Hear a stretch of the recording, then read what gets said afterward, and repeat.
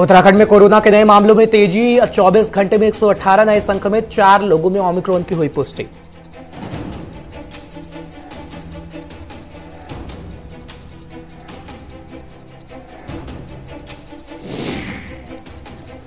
उत्तराखंड चुनाव को लेकर आम आदमी पार्टी की तैयारियां तेज। कल उत्तराखंड में हुंकार भरेंगे केजरीवाल, नव परिवर्तन यात्रा को दिखाएंगे हरी झंडी।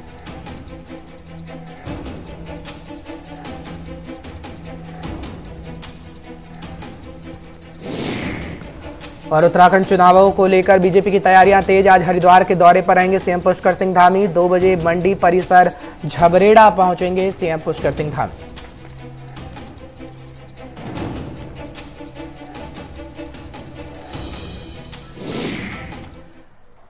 नमस्कार, गुलिस्तान न्यूज देख रहे हैं आप। मैं हूं आपके साथ हर्ष भारद्वाज। इस वक्त के बुलेटिन में आपका बहुत बहुत स्वागत है। सबसे पहले बात करेंगे उत्तराखंड की और मौसम का मिजाज आपको बताएंगे उत्तराखंड के अंदर कैसा है। पहाड़ी इलाका है, उत्तराखंड में मौसम का मिजाज पूरी तरीके से बदल चुका है। डॉक्टर एहतियात बरतने की सलाह दे रहे हैं। 6 डिग्री तक न्यूनतम पारा पहुंच चुका है। बढ़ रही है ठंड और आज उत्तराखंड में बादल भी छाए रह सकते हैं। फिलहाल बड़ी खबर, बड़ी जानकारी आपको इस वक्त की दे रहे हैं किस तरीके से मौसम का मिजाज बदल रहा है।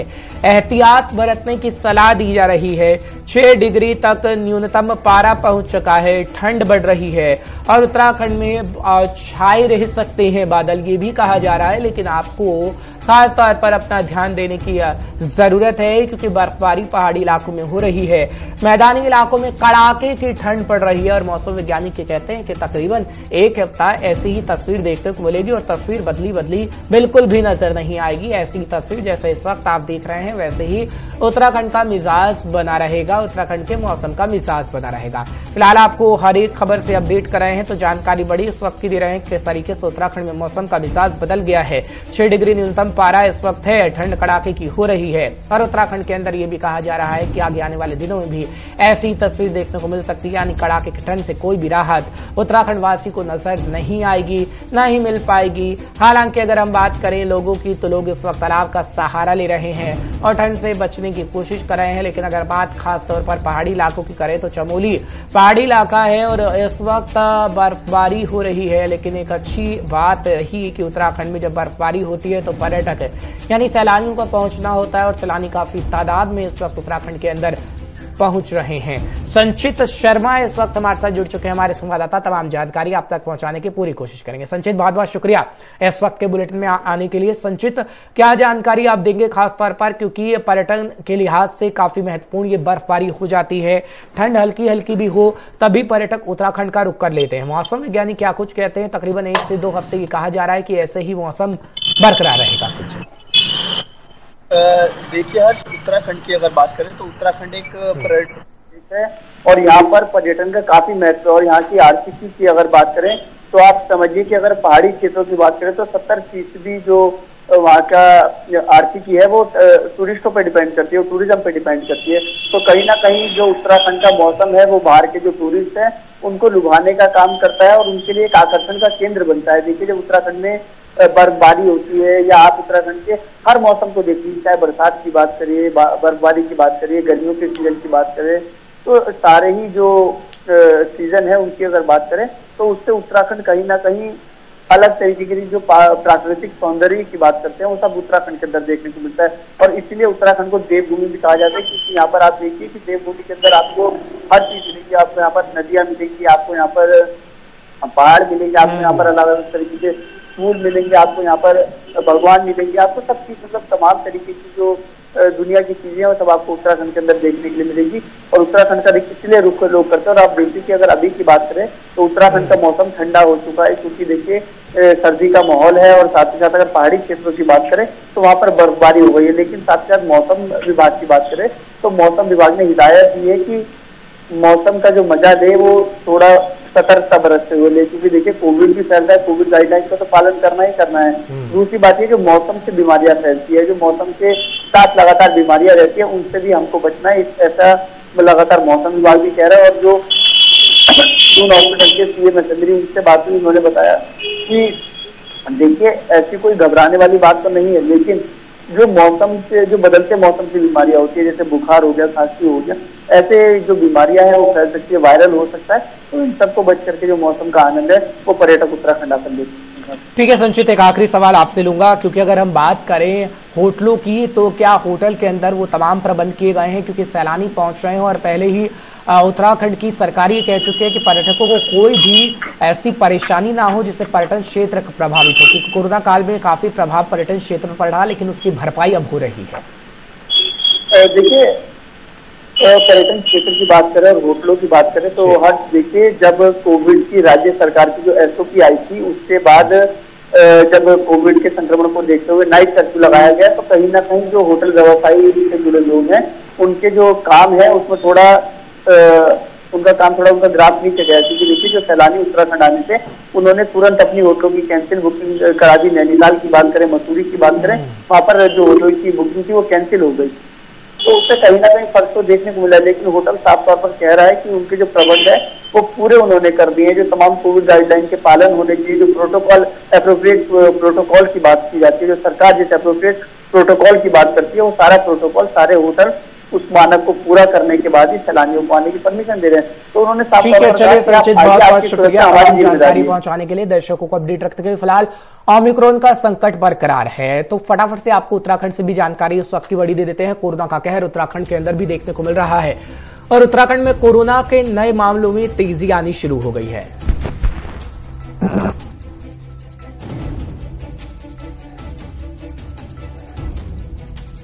बड़ी जानकारी आपको दे दें, 4 लोगों में ओमिक्रॉन की पुष्टि हो गई है। उत्तराखंड प्रदेश में अब तक 367 एक्टिव केस बताए जाते हैं। कोरोना को लेकर धामी सरकार अलर्ट मोड पर है। बड़ी खबर, बड़ी जानकारी आपको इस वक्त की दे रहे हैं, क्योंकि उत्तराखंड में कोरोना के नए मामलों में वृद्धि होनी शुरू हो गई है और कोरोना के 24 घंटे में 118 नए संक्रमित केस मिल रहे हैं। 4 लोगों में ओमिक्रॉन की पुष्टि हो गई है और उत्तराखंड प्रदेश में अब तक 367 एक्टिव केसों की संख्या बताई जाती है। तो आप देख सकते हैं सिचुएशन कैसी है। इसमें आपको अपना ज्यादा ध्यान रखने की जरूरत है, क्योंकि कड़ाके की ठंड भी है, ओमिक्रॉन का संकट भी है और आपको अपने स्वास्थ्य का ध्यान रखना होगा। अगर आपने अपने स्वास्थ्य का ध्यान नहीं रखा तो अंजाम आप देख चुके हैं कि कोरोना की पहली और दूसरी लहर में अंजाम कैसा हुआ, जब कितने लोगों की मौत हो गई, डॉक्टर्स ने अपनी जान गंवाई। लेकिन आप अब आगे आने वाली तस्वीर ऐसे मत होने दीजिएगा, क्योंकि आप ही के हाथों में है। प्रशासन अपना काम कर रहा है, लेकिन जिम्मेदारी आपकी भी है कि आप अपने आप को सुरक्षित रखें। ब्यूरो चीफ इस वक्त जुड़ रहे हैं मेरे साथ उत्तराखंड से धीरेन्द्र प्रताप सिंह। धीरेन्द्र, बहुत बहुत शुक्रिया इस वक्त के बुलेटिन में हमारे साथ जुड़ने के लिए। धीरेन्द्र, क्या जानकारी आप हमारे दर्शकों को देंगे, क्योंकि ओमिक्रॉन का संकट बरकरार है, 4 लोगों में और पुष्टि हो गई है और ये कहा जाता है कि प्रशासन पूरे एहतियातन कदम उठा रहा है, लेकिन सिर्फ प्रशासन की जिम्मेदारी नहीं, हमारी आपकी पूरी जनता की जिम्मेदारी है कि हम देखें कि आगे आने वाली तस्वीर हम कैसी बनाएंगे और भविष्य हमारा कैसा हो सकेगा, क्योंकि एहतियातन कदम सरकार तो उठा रही है, लेकिन ध्यान हमें भी रखना होगा। बिल्कुल हर्ष, देखिए जिस तरह की ये महामारी है और पिछले 2 सालों में तो लोगों को इसकी आदत पड़ जानी चाहिए थी और इसका जो हम कहते हैं कि कोविड एप्रोप्रिएट बिहेवियर, ये कहने की जरूरत ही नहीं पड़नी चाहिए थी, लेकिन इसका कहीं न कहीं फील्ड में आप देखेंगे तो अभाव नजर आता है। किसी भी बाजार में चले जाइए आप, वहां पे लोग बहुत बड़ी संख्या में जुटे होते हैं और न तो सोशल डिस्टेंसिंग का पालन कर रहे होते हैं, न तो कोविड एप्रोप्रिएट बिहेवियर जिसे हम कहते हैं न उसका पालन हो रहा होता है। तो शायद यही कारण है कि इसकी जो संक्रामकता है बहुत तेजी से बढ़ रही है। आपने देखा होगा कि पूरे उत्तराखंड में 118 केस एक दिन में आए हैं और अकेले देहरादून में उसमें 88 केस है। तो आप समझ सकते हैं कि देहरादून उत्तराखंड का सबसे बड़ा शहर है, जहां सबसे बड़ी आबादी रहती है, जहां सबसे बड़ी भीड़ रहती है, एक तरह से कह सकते हैं, जहाँ पे बाजार बहुत समृद्ध हैं और ऐसे ऐसे बाजार है जहाँ पे सुबह सुबह हजारों की संख्या में लोग जुट जाते हैं। तो आप देख सकते हैं कि इस तरह से अगर आप देखें तो जो खतरा है वह जो है अभी भी बरकरार है और बढ़ रहा है। यानी कि जहां भीड़ होगी वहां ओमिक्रॉन या कोरोना के जो अलग अलग वेरिएंट्स है उनको अपनी बढ़त बनाने का मौका मिल जाता है। तो सरकार लगातार ये कोशिश कर रही है कि लोग जागरूक हो और सरकार को सहयोग करें, क्योंकि सिर्फ एक एजेंसी के माध्यम से ये काम संभव नहीं हो सकता। तो इस तरह से देखें कि लगातार सरकार का प्रयास है, लेकिन आम जनता जब तक जागरूक नहीं होगी, जब तक वो स्वप्रेरणा से स्वतः इसके प्रति सतर्कता नहीं बरतेगी, तो एजेंसियां लड़ती रहेगी और उनको लगातार जो है धरातल पे इस तरह की कठिनाइयों का सामना करना पड़ता रहेगा। और जैसा कि विश्व के जो चिकित्सा विशेषज्ञ हैं वो बता रहे हैं कि जो ओमिक्रॉन वेरिएंट है इसकी संक्रामकता डेल्टा वेरिएंट से कई गुना अधिक है। यानी अगर डेल्टा से 4 लोग संक्रमित होते थे तो यहाँ एक संक्रमित व्यक्ति 30 लोगों को संक्रमित कर सकता है। तो इसलिए इसके फैलने में जो समय लगेगा वो डेल्टा से कई गुना पहले ये फैल सकता है। तो इसलिए अब लोगों को सावधान रहने की जरूरत है, सतर्कता को अपनी हैबिट, अपनी आदत बनानी पड़ेगी, तभी शायद हम इस पे काबू पा सके। बहुत बहुत शुक्रिया धीरेन्द्र, तमाम जानकारी पहुंचाने के लिए, दर्शकों को अपडेट रखने के लिए। फिलहाल बढ़ते हैं आगे और बात करते हैं राजनीति की, क्योंकि उत्तराखंड में बखूबी राजनीति देखने को मिल रही है। चुनाव है 2022 के अंदर और उत्तराखंड चुनाव को लेकर आम आदमी पार्टी की तैयारी तेज हो चली है। कल उत्तराखंड में हुंकार भरेंगे अरविंद केजरीवाल। खबर बड़ी है, आपको बताने की कोशिश कर रहे हैं, नव परिवर्तन यात्रा की शुरुआत होने जा रही है और खबर बड़ी है कि 9 जगहों से निकाली जाएगी नव परिवर्तन यात्रा। केजरीवाल कह रहे हैं कि अगर सत्ता में उत्तराखंड की हम आते हैं तो नव परिवर्तन जरूर करेंगे। ये केजरीवाल की तरफ से कहा गया है, खैर वादा है, दावा है और उत्तराखंड के विकास को लेकर, उत्तराखंड की तस्वीर बदलने को लेकर हर एक पार्टी दावे वादे कर रही है, लेकिन जनता जनार्दन है। जनता आखिर किस पार्टी पे विश्वास करेगी, ये तो 2022 का वक्त, यानी अभी जब 2022 की शुरुआत हो चली है और ये कहा जा रहा है कि अब जब इलेक्शन होंगे तो क्या स्थिति रहेगी, ये तो खैर वक्त ही बता पाएगा। लेकिन जानकारी बड़ी आपको दे रहे हैं क्योंकि उत्तराखंड में चुनाव होने हैं और उत्तराखंड में चुनाव को लेकर तैयारी तेज हो चली है। इसी के तहत हम सभी पार्टियों को देख रहे हैं कि एक्टिव नजर आ रही है। इस वक्त मेरे साथ मेरे संवाददाता धनराज जुड़ रहे हैं, तमाम जानकारी आप तक पहुंचाने की कोशिश करेंगे। धनराज, बहुत बहुत शुक्रिया इस वक्त के बुलेटिन में हमारे साथ जुड़ने के लिए।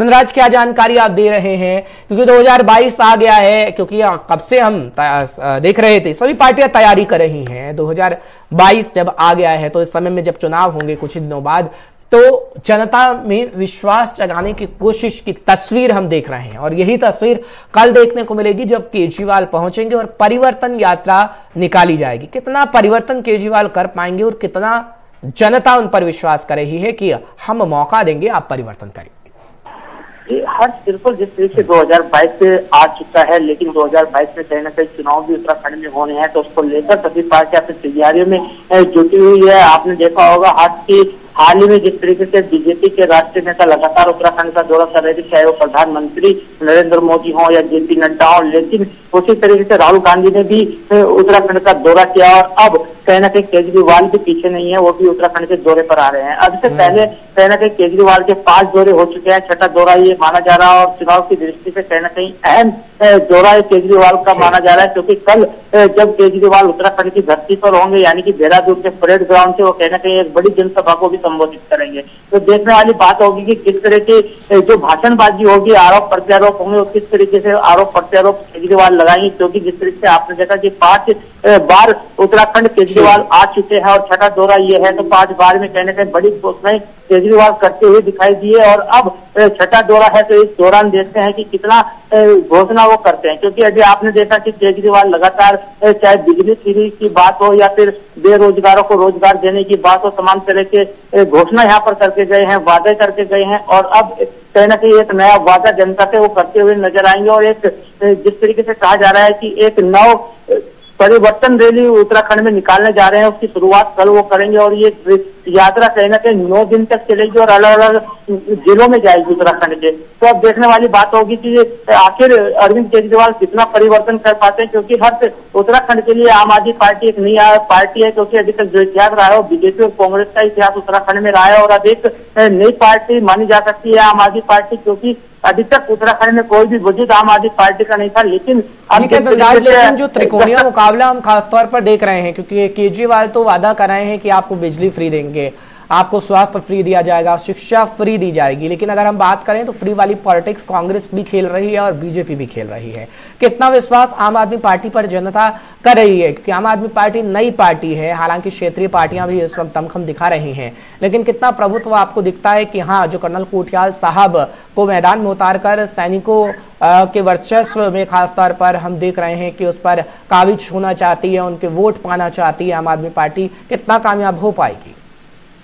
बिल्कुल है, जिस तरीके से आम आदमी पार्टी ने अपना जो सीएम का चेहरा उतारा है वो जो कर्नल कोठियाल कहीं ना कहीं सैनिकों को साधने की कोशिश उसमें की गई है कि जो सैनिक वोट है, क्योंकि देवभूमि है और कहीं ना कहीं माना जाता है कि हर परिवार से एक व्यक्ति सेना में जरूर है, तो उसी वोट को साधने की कोशिश आम आदमी पार्टी ने उत्तराखंड में की है। और जिस तरीके से देखा जाए कि फ्री की पॉलिटिक्स की बात करें, हर तो लगातार आप देख रहे होंगे कि बीजेपी हो, कांग्रेस हो या फिर आम आदमी पार्टी हो, लगातार फ्री जनता को फ्री सेवा देने की बात लगातार कर रहे हैं। लेकिन जिस तरीके से दिल्ली का मॉडल, ठीक है, ये दिल्ली का मॉडल फ्री वाली पॉलिटिक्स कितना काम आएगी केजरीवाल को, ये तो वक्त ही बता पाएगा। बहुत बहुत शुक्रिया धनराज तमाम जानकारी पहुंचाने के लिए। बढ़ते हैं आगे, एक खबर आपको बता देते हैं कि गुलिस्तान न्यूज का खबर का असर हुआ है और आपको जानकारी देते हैं किस तरीके से उत्तराखंड में एक खबर डेवलप हुई, क्योंकि भोजन माता के हाथ का अब बच्चे खाना खाएंगे। पूरी खबर क्या है वो आपको बताते हैं। दरअसल गुलिस्तान न्यूज की खबर का असर हुआ। उत्तराखंड के चंपावत जिले में भोजन माता सुनीता देवी की नियुक्ति का विवाद थमता दिख रहा है। स्कूल मैनेजमेंट और शिक्षा अधिकारियों की बैठक में अधिकारियों ने दलित भोजन माता सुनीता देवी को ही आगे नियुक्त दिए जाने का फैसला सुनाया है। हालांकि शिक्षक अभिभावक संघ के अध्यक्ष नरेंद्र जोशी और कुछ लोगों ने इस पर अब भी अपनी सहमति नहीं दी है। वही फैसले के बाद सुनीता देवी ने पंचायत सदस्य और स्कूल प्रबंधन समिति सदस्य समेत 6 लोगों के खिलाफ दर्ज मुकदमे को वापस लेने की सहमति दी है। इससे पहले सीईओ आरसी पुरोहित की अध्यक्षता में 3 सदस्यीय जांच समिति ने डीएम को भोजन माता की नियुक्ति के मामले की जांच रिपोर्ट सौंपी है। जांच में क्या है यह अभी सार्वजनिक नहीं हुआ है, लेकिन भोजन माता नियुक्ति प्रक्रिया में तकनीकी प्रक्रिया के कुछ खामी होने के बाद कही जाने की बात सूत्र बता रहे हैं।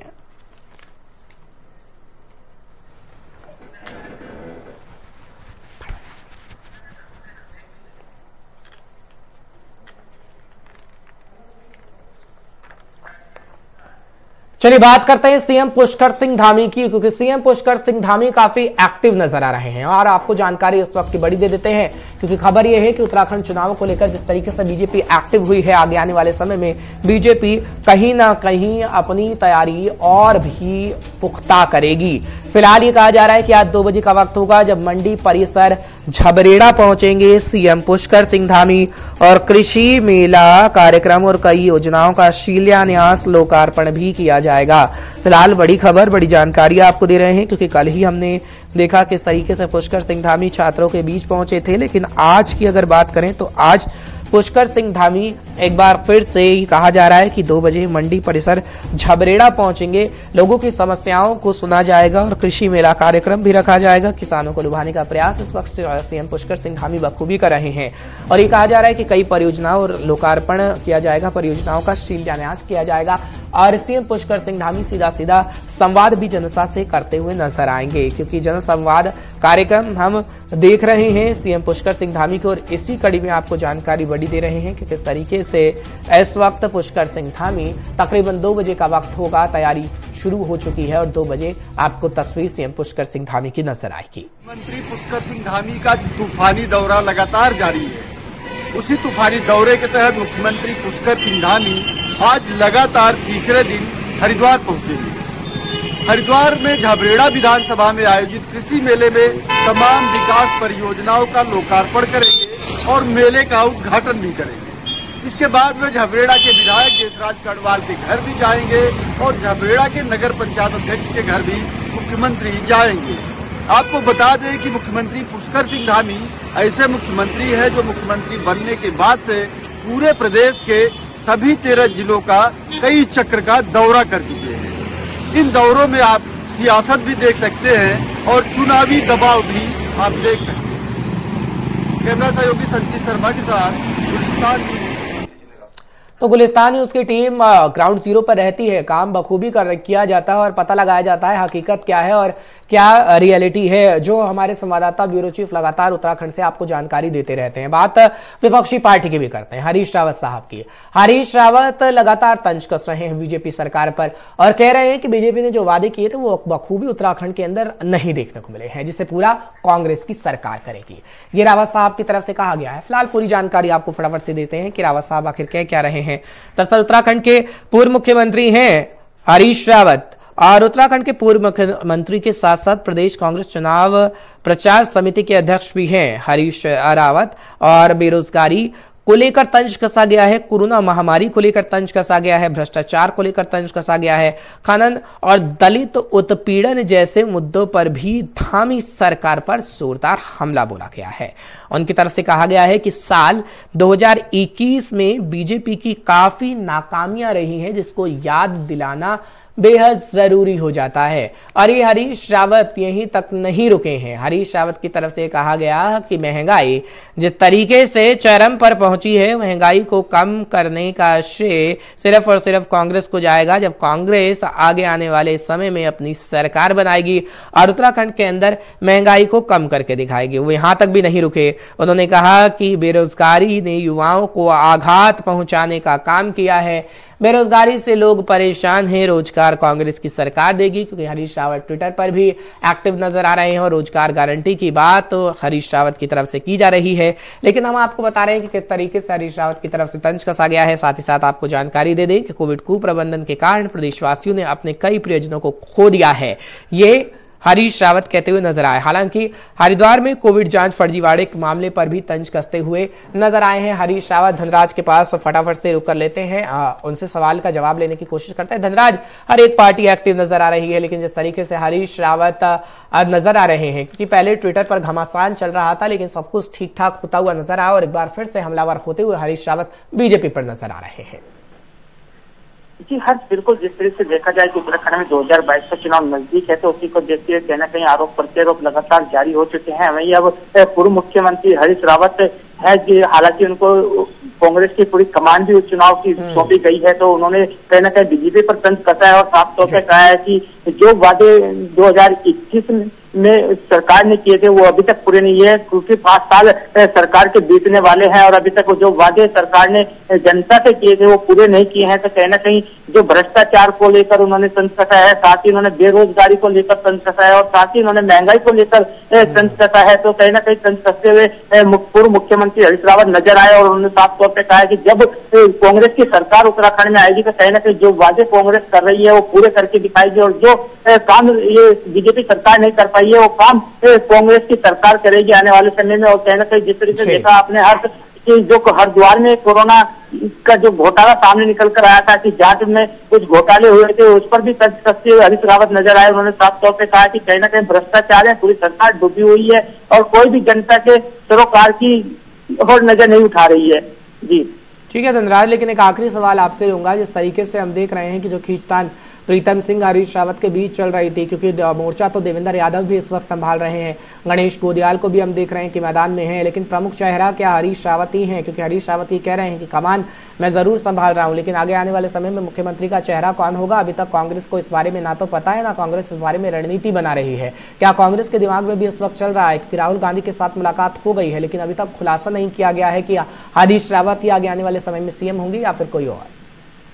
जी हर्ष, बिल्कुल जिस तरीके से आपने देखा कि कांग्रेस के अंदर किस तरह की गुटबाजी देखने को मिली थी कि हरीश रावत ने ट्वीट पे ट्वीट किए थे और उसके बाद उनकी राहुल गांधी से मुलाकात हुई, जिसके बाद कहीं न कहीं हरीश रावत को पूरे चुनाव की कमान सौंपी गई और साफ तौर पर इससे यही झलकता है कि कहीं न कहीं आने वाले समय में जो मुख्यमंत्री का चेहरा होंगे वो हरीश रावत ही होंगे। क्योंकि आप देख रहे होंगे कि कहीं न कहीं जो स्टेयरिंग कमेटी बनाई जाती है, चुनाव समिति कमेटी बनाई जाती है, उसका जो अध्यक्ष होता है उसी को लगातार मुख्यमंत्री का चेहरा माना जाता है। लेकिन हरीश रावत ने साफ तौर पर यह कहा है कि अभी मुख्यमंत्री का चेहरा घोषित नहीं किया है और मुख्यमंत्री का चेहरा हो सकता हो या नहीं ये तो बाद में चुनाव के बाद ही पता लगेगा। लेकिन ये कहा जा सकता है कि अभी हरीश रावत के नेतृत्व में ही उत्तराखंड में पूरा चुनाव लड़ा जाएगा और यदि उत्तराखंड में ये चुनाव लड़ा जाता है तो कहीं ना कहीं हरीश रावत का साफ तौर पर कहना है कि उत्तराखंड की जो सरकार होगी अगली वो कांग्रेस की सरकार होगी। और जिस तरीके से आपने देखा कि हरीश रावत हो चाहे प्रीतम सिंह हो या गणेश गोटियाल हो, कहीं ना कहीं अंदर रूनी कहीं ना कहीं कलह देखने को जरूर मिलती है। लेकिन अब जिस तरीके से देखा जाए कि सभी एक मंच पर